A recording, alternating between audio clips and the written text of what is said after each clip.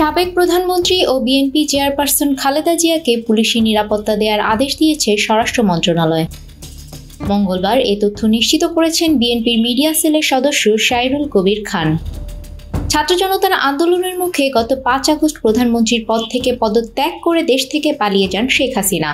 পরে ওই দিন রাষ্ট্রপতি মোহাম্মদ শাহাবুদ্দিনের সঙ্গে 3 বাহিনী প্রধান, বিভিন্ন রাজনৈতিক দলের নেতা, সুশীল সমাজের প্রতিনিধি ও বৈষম্য বিরোধী ছাত্র আন্দোলনের নেতাদের সঙ্গে বৈঠকের সিদ্ধান্তের পরিপ্রেক্ষিতে খালেদা জিয়াকে মুক্তির সিদ্ধান্ত নেওয়া হয়। পরে 6 আগস্ট রাষ্ট্রপতির নির্বাহী আদেশে মুক্তি পান তিনি। খালেদা জিয়া 2 মামলায় দণ্ডপ্রাপ্ত হয়ে বন্দী ছিলেন। জিয়া অরফানেজ ট্রাস্ট দুর্নীতি মামলায় 2018 সালের 8 ফেব্রুয়ারি তাকে 5 বছরের কারাদণ্ড দেন বকশীবাজার আলিয়া মাদ্রাসা মাঠে স্থাপিত ঢাকার 5 নম্বর বিশেষ আদালত। রায় ঘোষণার পর খালেদা জিয়াকে পুরান ঢাকার নাজিমউদ্দিন রোডে অবস্থিত পুরাতন কেন্দ্রীয় কারাগারে রাখা হয়। এরপর ওই বছরের 30 অক্টোবর এ মামলার আপিলে তার আরও 5 বছরের সাজা বাড়িয়ে 10 বছর করেন হাইকোর্ট। নিউজ ডেস্ক, আমাদের সময়।